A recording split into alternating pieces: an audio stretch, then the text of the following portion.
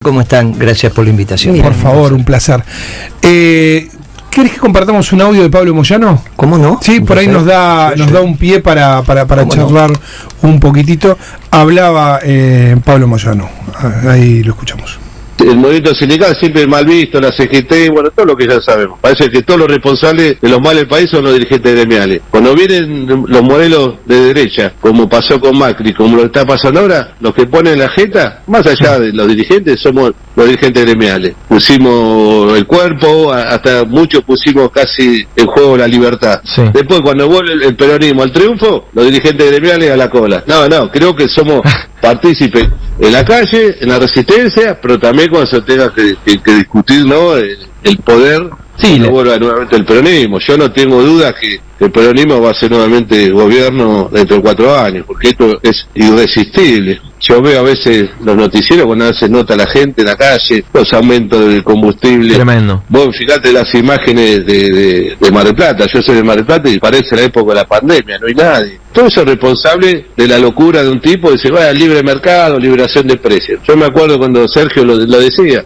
lo que iba a pasar. Y es verdad, es lo mismo cuando Scioli lo marcó en su momento a Macri y lo que Sergio marcaba lo que iba a pasar si llevaban adelante esta política económica, que es una locura, ¿no? Bueno, ahí está, hay como varios temas, Guillermo, ¿no? En la declaración, varias cuestiones, pero una, esta que vos venís diciendo acerca de la necesidad, porque él en otro fragmento habla de la necesidad de reorganización del peronismo, lo más rápido que se pueda. Mira, casualmente ayer almorcé con Daer, secretario general de la CGT, no Rodolfo, sino Héctor. Son 2 hermanos, el menor. El otro ya fue secretario general de la CGT en la época de Menem, claro. El de bigote, ¿te acordás? Y estaba también, para mi alegría, Hueso Campo, que es el dirigente histórico del sindicato.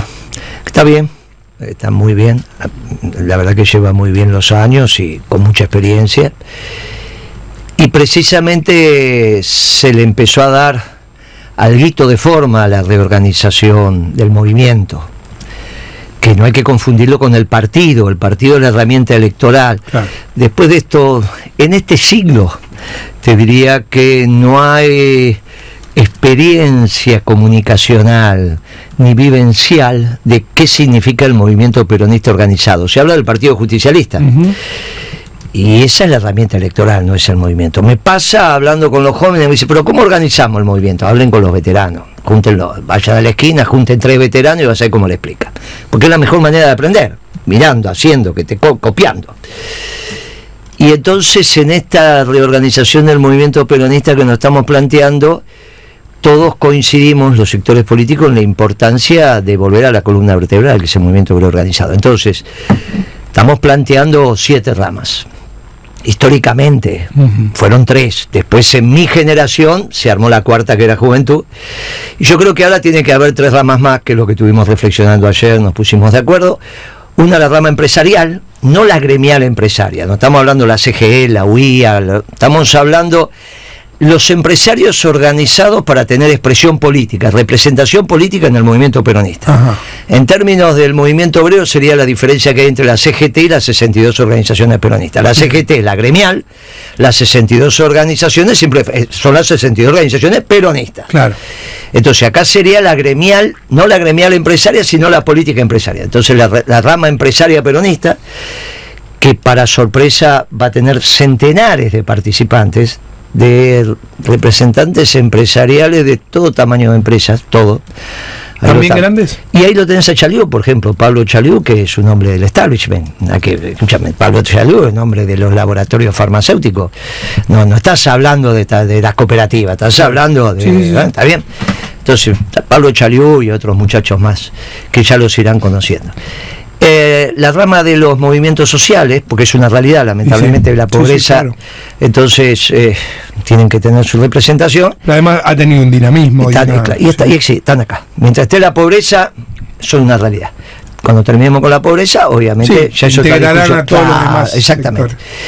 Y creo la de técnicos y profesionales, porque el peronismo tiene que volver a reconocer el saber. Mira, sobre todo en el último gobierno, cualquiera decía cualquier cosa, no había conocimiento. Comparar a Milei con Martínez de Oz, lo único que conseguiste es que todas las Fuerzas Armadas lo votaran a Milei, pero escúchame, Martínez de Oz le ofrecía a Macera, para los que no se acuerdan quién era Macera, era el jefe de la Armada, le ofrecía submarinos nucleares, y que se fabricaban en la Argentina. La Marina tenía la energía atómica. Entonces, al ejército le ofrecía una fábrica continua de tanques. Y el FAL era de nivel internacional. Y a la Fuerza Aérea tenía los cohetes, la cohetería. Llegamos a tener un cohete de 2.200 kilómetros de alcance, de autonomía de vuelo. Cuando a vos te dicen que Milei es Martínez de Oz, hasta los oficiales superiores de las Fuerzas Armadas votaron a Milei. Ya, es Martínez de Oz, venga. Martínez de Oz, el cargo anterior que tuvo, su trabajo anterior a ser ministro de Economía, era algo que se llama el presidente de la Cámara Azucarera Argentina, que estaba basada en Tucumán. Mirá la distancia que hay que este muchacho termina con la ley azucarera. Y Martínez de Oz venía de la época de Patrón Costa y compañía. Claro. Venía defendiendo la industria azucarera porque era de lo que vivía. Obviamente, si vos tomás café te metés media cucharita. Pero la industria, se entiende la diferencia entre destruir la industria y la distribución del ingreso al interior de cada sector. No es lo mismo. No es lo mismo tener industria azucarera y que 5 familias se la lleven todas a no tener industria. Claro, bueno. Hay que volver. Eso es interesante lo que decís porque es una diferencia de proyecto. Muy importante. Hay que volver a reivindicar el conocimiento. Cuando yo me acuerdo cuando era joven y aparecía Matera, la juventud peronista no estaba con Matera. Vos te acordás que estaba la famosa frase del general: se peina como Gardel, se ríe como Gardel, pero no es Gardel. Bueno, pero cuando Matera hablaba, nadie le negaba su conocimiento, y en cualquier congreso plenario que se paraba Matera, todo el mundo hacía silencio. Claro. Porque el tipo, cuando hablaba de su especialidad, era top en la Argentina. Sí. Bien, tenemos que volver a que el peronismo reavive la formación en sus cuadros. Por lo tanto, la rama de técnicos y profesionales es muy importante. Si no, parecen periodistas los que hacen política. Hablan de acá, hablan de allá, con todo respeto, ¿no? Pero el periodista no tiene por qué estar formado en un tema. Tiene que estar los que son expertos en el tema, hablando de lo que sí. En el peronismo se perdió, en el último gobierno sobre todo. Entonces tenemos 7 ramas. De las 7 ramas, si son 100 representantes, no es proporcional la división, porque no es lo mismo lo que pueden tener los representantes, los técnicos profesionales, los empresarios, que el movimiento obrero organizado. Entonces nos pusimos de acuerdo, lo que decía Pablo Moyano, por lo menos 20 representantes le toca a los trabajadores, de esos 100. Claro. Después se armará una mesa, claro. Como en todo esquema, hay una mesa ejecutiva que serán 10, 15 muchachos, con representación obviamente de género también, porque si bien hay una rama femenina que son todas mujeres, va a haber mujeres, que nunca van a ser 50, va a haber mujeres en profesionales, va a haber mujeres en la rama sindical, va a haber mujeres en juventud, y respetar el 50 y 50 que hoy el estado del arte exige. ¿Está bien? En esa representación no hay duda que se resuelve lo que Pablo Moyano correctamente estaba reclamando. El movimiento obrero organizado tiene que tener representación en las listas y no un dirigente suelto por ahí. Son otro de los olvidos que nos pasó en el peronismo. Tiene toda la razón Pablo Moyano, y simplemente, seguramente ya se lo transmitió Daer, pero seguramente si no, escuchará esta conversación, y ayer en la reunión con Héctor, esto se habló en estos términos. Y vamos a empezar a recorrer el país en las semanas subsiguientes para organizar rápidamente el movimiento peronista. Yo creo que Moyano no se quiso meter en camisa de 11 varas, se habló de 4 años. Pero nosotros, yo al menos con toda seriedad, vengo diciendo que esto va a ser, dentro de la ley y el orden, un gobierno breve, dentro de la ley y el orden, no hay que hacer ninguna resistencia, no hay que poner palos en la rueda, hay que dejarlo que gobiernen, Pero bueno, ellos no pueden impedir que la justicia, como representante del status quo, falle ajustado a derecho. No pueden decir... Ayer Patricia Bullrich estaba muy enojada con la justicia no laboral. pueden decir que es la casta. Están equivocados. Porque sí podrían decir que a la revolución anarcocapitalista se le opone el poder institucional que defiende el status quo. Sí, para eso está la justicia. No en este sistema, en cualquier sistema. Vos vas a Cuba, también la justicia, el tipo que protesta lo mete preso. ¿En Alemania o en Cuba? Donde fuere. La justicia está para defender el status quo, porque cuando vos institucionalizás la revolución, hay una justicia que cumple las leyes de esa revolución, cualquiera sea. Los mexicanos tuvieron el hallazgo de ponerlo en el propio nombre del partido, ¿no? Bueno, Partido acá, de la Revolución Institucional. Acá lo que tenés, claro, acá lo que tenemos que respetar es el trabajo de la justicia. Dijimos que iba a pasar. Yo creo que esto, y les digo más, no tengo ningún contacto con ellos, pero estos fallos no pueden no estar conversados. No pueden no estar conversados. Que hagamos un punto ahí, primero porque tenemos que ir a las noticias, y segundo porque me parece que es un punto interesante para retomar después de las noticias esto de cuán conversado está y qué es lo que se está discutiendo en el establishment, bueno, en las fuerzas vivas, digamos, de la Argentina, una expresión antigua pero que todavía tiene algún peso. Acabo de decir en el inicio del programa, está muy bueno, pero lo mejor que escuché fue Viene Guillermo Moreno. Espero para escucharlo. Abrazo, Luis de la Reja. Ahí está, hay aclamación por Moreno, ¿no? En las redes. Sí, en YouTube un montón, dicen por acá. Silencio, que aparece la bestia política. Gracias, Guille, un beso grande, dice Julián Caboli. Otro de los mensajes por acá. Esto es todo en YouTube, así que lo pueden seguir por ahí. Grande Moreno y el periodista Marcos, muy respetuoso y excelente la conducción. Bueno, a ver, ¿qué más? Bueno, son muchísimos mensajes, voy a tratar de seleccionar algunos. Sí. Mientras tanto, porque está en línea con lo que estábamos charlando con Guillermo, hay una nueva decisión de la justicia, el juzgado de feria de primera instancia en lo contencioso administrativo federal, pero le está haciendo lugar, está habilitando la feria a la presentación de Jorge Rizzo. Claro. Una de las primeras también, Guillermo. Hombres de derecho era, ahora está otro de presidente del colegio. El problema que tiene Rizzo que es de independiente, pero lo vamos a perdonar, claro, lo vamos a perdonar. Yo también, mirá las cosas. Estamos sufriendo. Y Moyano también, los Moyanos son independientes. Pero fuera de eso, no, es correcto. Y el fallo que acaba de salir con el tema de la CTA tiene considerandos muy sustantivos en términos de la paz social. De la paz social. De la paz social. Dice, mire, tenemos que evitar situaciones complejas. Por eso esto nos lleva a la pregunta que quedó en el aire. Sí.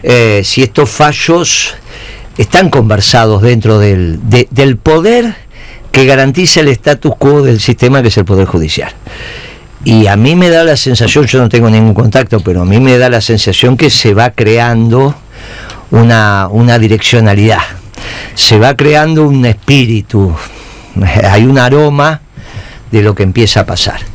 Es muy difícil que las cámaras vayan en una dirección y después resulta que la alzada de la cámara se conversa, muchachos, como la línea editorial del programa se conversa, no es que cada uno no dice lo que quiere, yo vengo acá y digo lo que quiero, vos también, pero hay una idea, claro, o sea, hay una idea de lo que va pasando. Hay un clima del que es difícil correrse.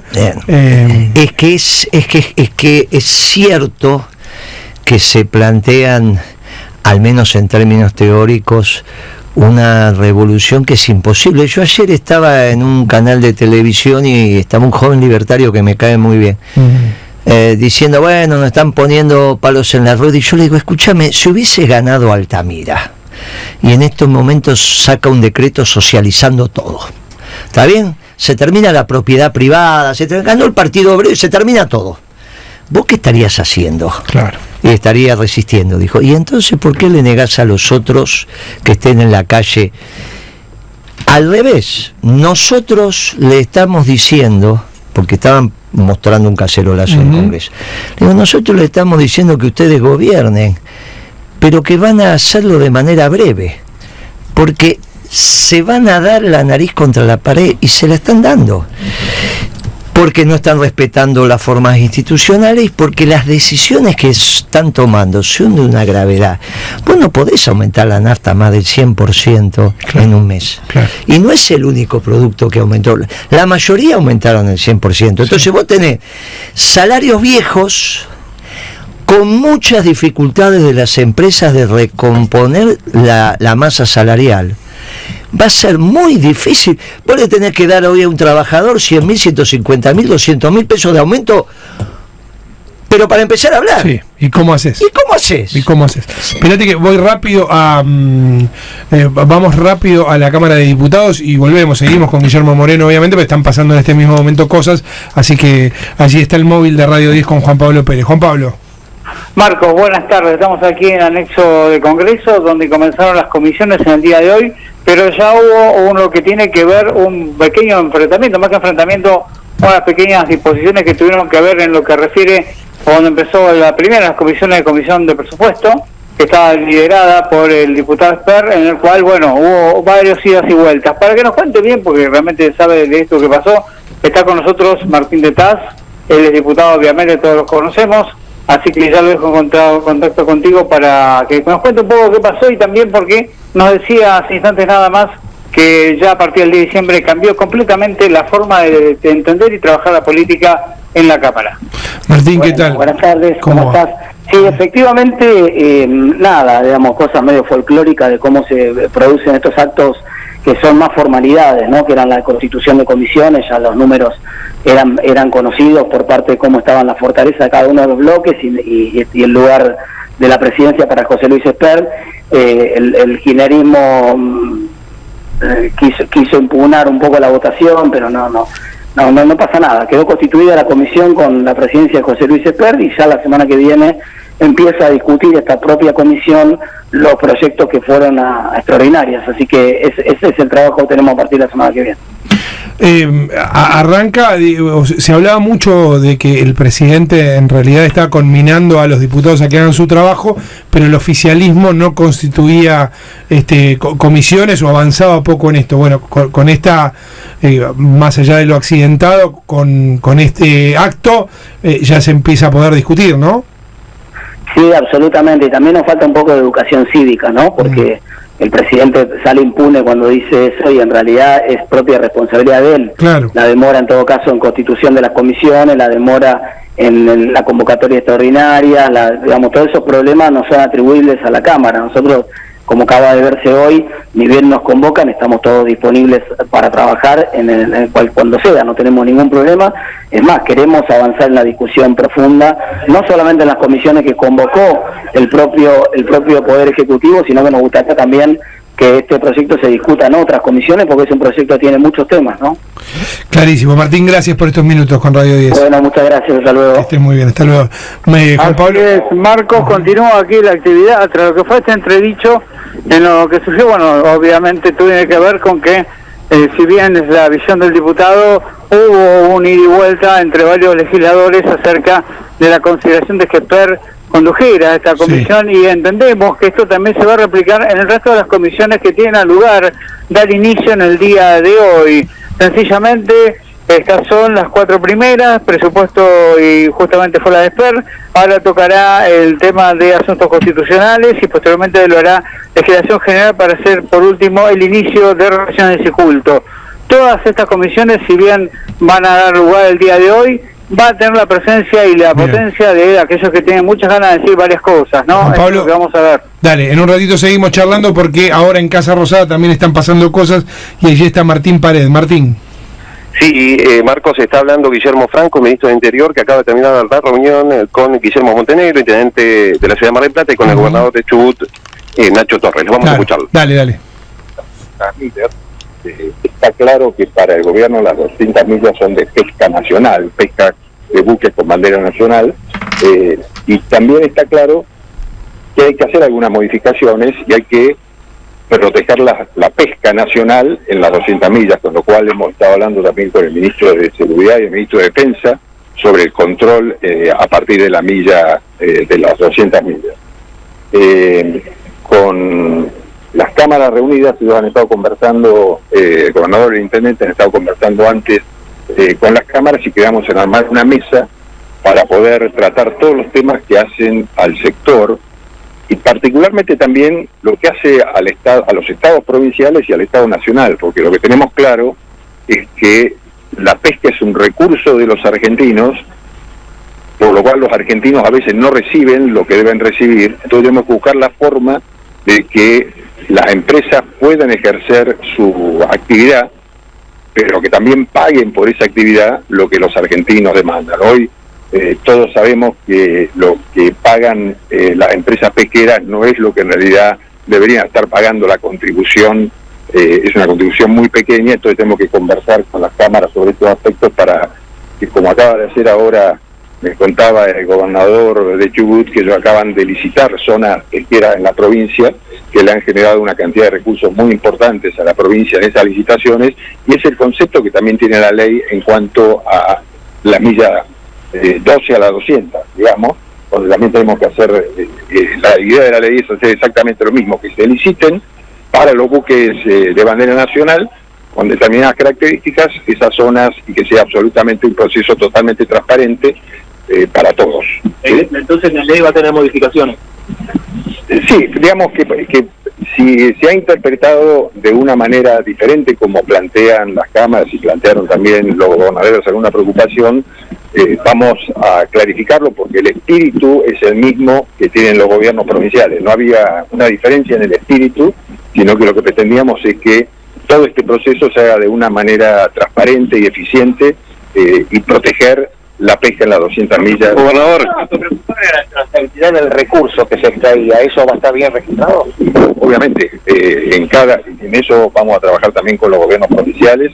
Hay un Consejo Federal que va también a trabajar en el tema, de manera que estamos de acuerdo en que hay que sentarse en una mesa para analizar bien todos los aspectos de la ley y proponer las reformas que sigan a este proyecto de ley para tener todo un proceso de pesca mucho más claro. Gobernador Torres, ¿cuál es su balance? ¿Estás conforme en la reunión? Me voy muy conforme, la verdad que es importante primero llevar tranquilidad de que está garantizada la soberanía, las 200 millas, que el espíritu de la ley no compromete eso la verdad que es una tranquilidad para todos, y también conjunto con el intendente de Mar del Plata la posibilidad de armar una mesa sectorial para plantear temas que son muy importantes, como por ejemplo la obligatoriedad de las descargas en puertos argentinos, un tema también que había quedado confuso con el tema de mano de obra extranjera, que no solo se va a revisar, sino que lo vamos a hablar con todo el sector, un sector que tiene un potencial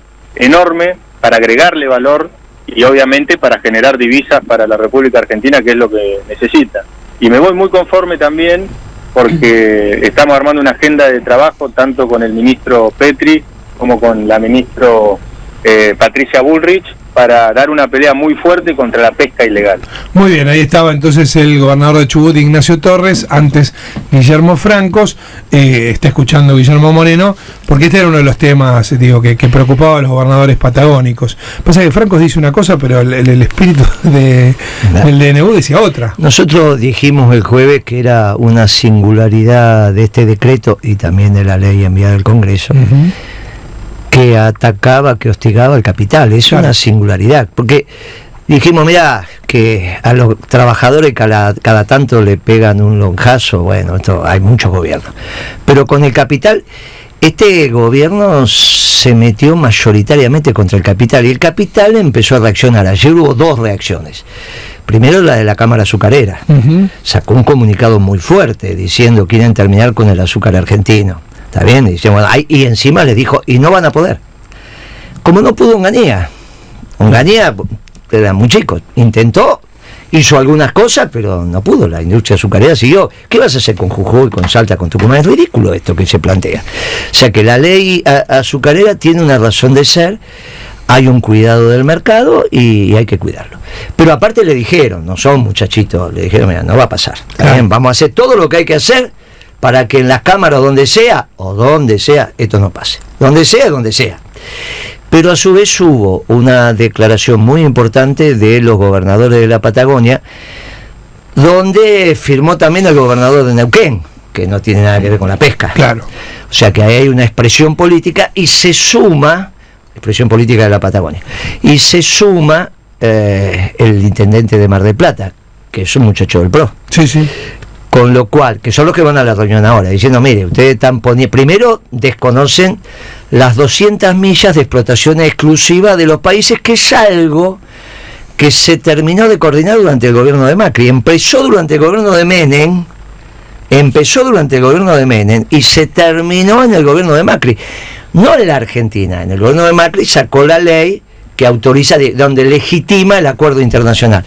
Llevó décadas que nos pusiéramos de acuerdo sobre la explotación. Por eso es tan importante Malvinas, porque también tiene las 200 millas. Claro. Y ahí es donde está el tema del petróleo. Pero bueno, el mundo se puso de acuerdo que donde hay zonas que están en discusión, se las pone bajo un paraguas. ¿Está bien? Que es el caso de Malvinas y otros lugares en el mundo. Pero el resto de la Argentina se firmó. O sea, la Argentina hoy es tanto territorial como marítima. Esto es un hallazgo. Cuando nosotros éramos chicos, la Argentina la dibujaba como un bife de chorizo. ¿Estamos de acuerdo? Ya, ¿qué es la Argentina? Un bife de chorizo. Hoy es, para seguir con esa analogía, un bife de chorizo y un filé de merluza. La Argentina casi es mitad y mitad, cosa que no tomamos conciencia. No tomamos tanta conciencia que incluso en términos de defensa nacional la Marina sigue siendo una fuerza menor. Sigue siendo en términos de capacidad de combate, porque vos lo que tenés es el despliegue del ejército para defender, para que los que entren al territorio no se puedan quedar. Esa es la hipótesis de defensa argentina. Entran pero no se quedan. Ahora en el mar no pasa esto. Claro. En el mar, en esas 200 millas, entran, salen, hacen... Bueno, listo. O sea que también en las hipótesis de defensa nacional tenemos que empezar a pensar que la Argentina tiene tanto espacio continental como espacio marítimo. Ahora, este DNU ponía en duda, por eso... Claro. Que es radical, el pibe gobernador de Chubut, que es un pibe, y la verdad que me cayó muy bien. Dice, mire, lo primero que quiero resaltar es que acá no está en discusión la soberanía, porque era uno de los temas. Y yo decía, no importa qué soberanía, no te olvides que estamos enfrente de un presidente anarquista, que esto de la soberanía no existe, como no existe para ningún anarquista. Y después, ¿quién podía pescar? Porque es exclusiva. Al ser exclusiva, vos fijás las reglas. Entonces, bueno, si viene un barco extranjero, tiene que tener tanta tripulación, tiene que descargar en los puertos argentinos. Bueno, todo eso quedaba en veremos. Cupo de captura. Todo eso, claro, y esto tiene que ver con la plata que tenés que poner para pescar. Ahora, todo esto estaba en veremos. No es cierto que el espíritu, cambió el espíritu. Sí. Entonces empieza un proceso... Pero ahí yo tengo pregunta, capaz que vos no la podés contestar, pero es... Franco dice una cosa y Milei piensa otra, o van y van viendo y reculando. ¿Quién redactó esta parte? Es muy importante eso que decís, porque cuando vos repetís el video de Milei lanzando el decreto con esa mesa gigante, desproporcionada, uno parado, otro sentado, una puesta en escena que no se entiende, la cara de los ministros es de no entender lo que hablaba Milei, y no lo entiende. ¿O vos pensás que alguien ahí leyó alguna vez sobre la revolución anarcocapitalista? Claro. Ellos se empezaron a enterar de esto cuando empezaron a escuchar este programa, y algún otro decía, ¿qué es esto de lo anarcocapitalismo? Así como el gobierno anterior, en su inmensa bestialidad, dijo que era Martínez de Hoz, estos muchachos que vienen a trabajar también creyeron que era Martínez. Vamos, volvemos a... No, y el otro les empieza a hablar de cosas que no tienen nada que ver. Porque los fundamentos del decreto es la expresión íntima de Milei de un país anarcocapitalista. Y esto es lo que la institución, que tiene que ser defendida por el Poder Ejecutivo, por el Poder Judicial, empieza a reaccionar. Y no solo, porque en este caso la Patagonia se unió más Mar del Plata, en el norte se une el capital azucarero, dice, muchachos, no pasarán, con una consigna, viste, que parece que vienen los realistas, y ahí se van armando cosas donde le van poniendo el límite natural, sin ninguna resistencia callejera. No es necesario, esto hay que dejarlo que transite, porque se va a agotar en sus mismas situaciones, se va a agotar, y en el límite de cuando esto se agote es cuando dijimos que Milei se va a deprimir, porque es la lógica de un adolescente. Claro. El adolescente primero está excitado, y está, y va, y qué sé yo, viste el primer beso que te diste, el amor de tu vida, estás loco, no podés dormir. Después viene la etapa de contigo pan y cebolla, y contigo pan y cebolla te dura algunos meses, y después viene la etapa donde decís las cosas seriamente. Bueno, Milei de a poquito está saliendo de la etapa adolescente, va a entrar en la etapa contigo pan y cebolla, que son estas negociaciones, hasta que al final no se levante de la cama y se deprima. Están pasando un montón de cosas mientras habla Guillermo Moreno. Hay un último momento. Radio 10. Último momento. Otro revés en la justicia para el DNU de Milei, con la firma del juez Enrique Lavie Pico del juzgado de Feria de primera instancia en lo contencioso administrativa federal, resolvió desarmar el amparo colectivo contra el DNU y habilitar la feria para cada caso por separado. Reiteramos, nuevo golpe en la justicia contra el DNU de Milei. Vamos a ampliar. Radio 10, siempre noticias.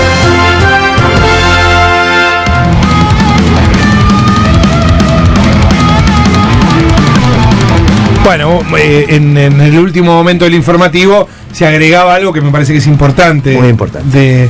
Porque le están dando seriedad jurídica. Claro. No es que hacemos cualquier cosa. Yo le escucho ahora a Patricia, está enojada con la justicia, sí, siempre defiende a los sindicalistas. Pero si se la pasó 4 años diciendo que gracias a ellos, que la justicia frenaba, Sí.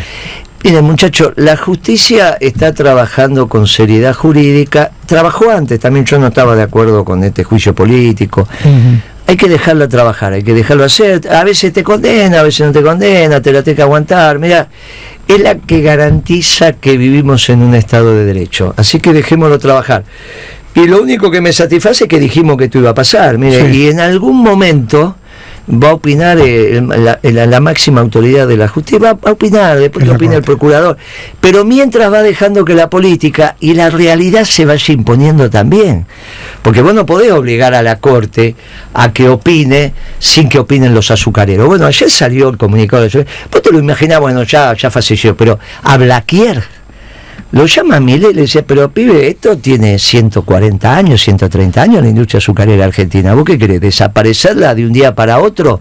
Porque ¿quién te pagan, los brasileños? No, es mi manera de pensar. Bueno, tu manera de pensar está muy bien, yo la respeto, damos la vida por la libertad de opinión, pero para que acá hay instituciones y hay cientos de miles de familias que viven de esto.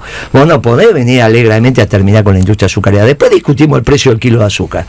Esta es otra discusión. Sí. Por eso viene bien lo que dijimos al principio.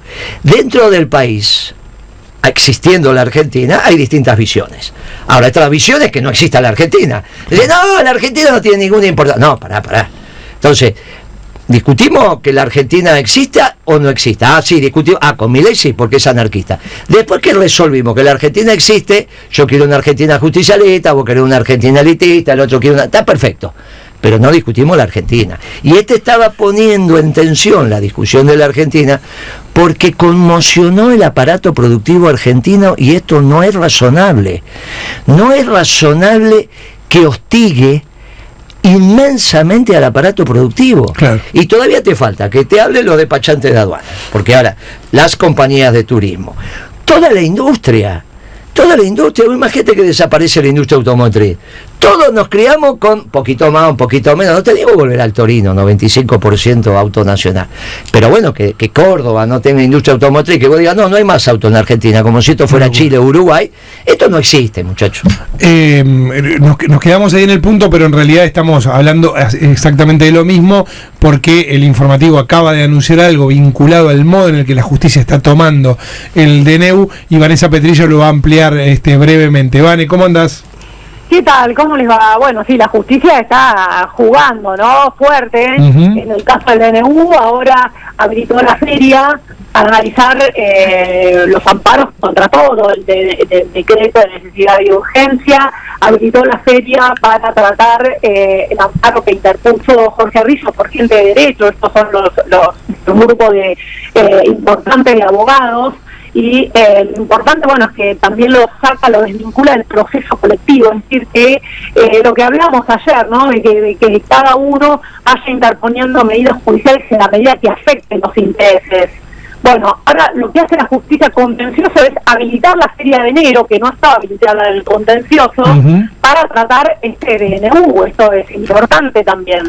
O sea, hasta ahora tenemos el fuero laboral, suspendió lo que es todo lo que tiene que ver con el derecho al trabajo en la acción que contamos ayer, la de la CGT, y hoy hizo lo mismo en la acción de amparo interpuesta por la CTA.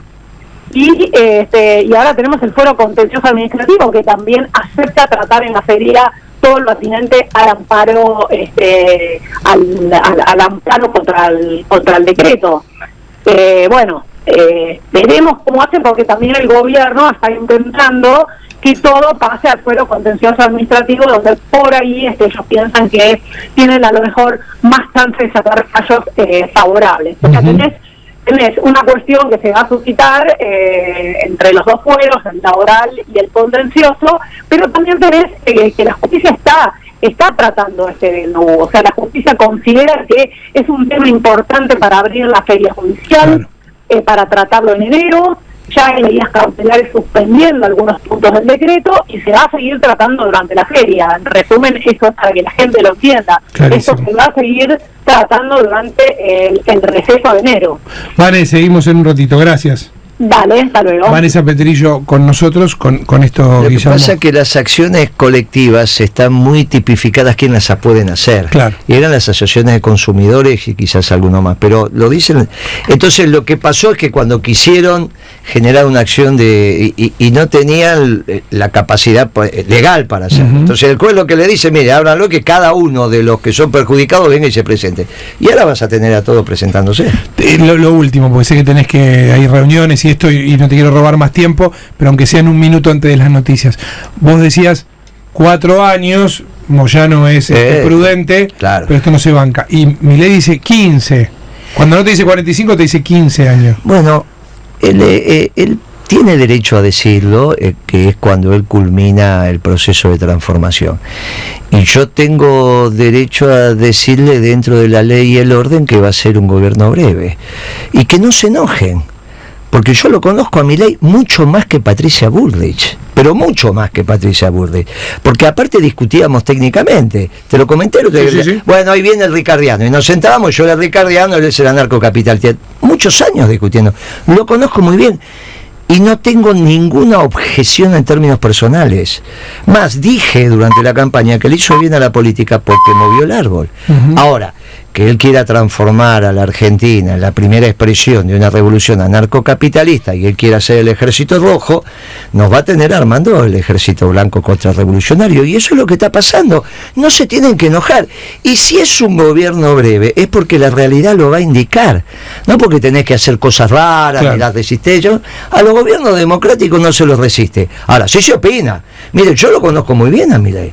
Se va a terminar deprimiendo. Cuando las decisiones que él pensaba que iban a ser aceptadas se la impidan, o las que puede implementar vea las consecuencias de esa decisión, como los adolescentes que un día no se levantan de la cama, y vos decís, llamás a todos los médicos, che, mi hijo no se levanta de la cama. ¿Cuánto tiene? 45, no, tiene 12, dejate joder, está en la edad del pavo. Bueno, esto es lo que nos pasa. Tenemos un muchacho que todavía, pero es que todavía no maduró, en economía no maduró, en cómo vestirse no maduró, y en términos espirituales tampoco. Bueno, está en la búsqueda de su camino. No está mal que esté en búsqueda de un camino, el problema es que el presidente. Pero eso no es culpa de él, ¿eh? No, claro, no es culpa de él. Nos reencontramos en la semana que viene. Con todo gusto, gracias por la invitación. Guillermo Moreno con nosotros como cada jueves.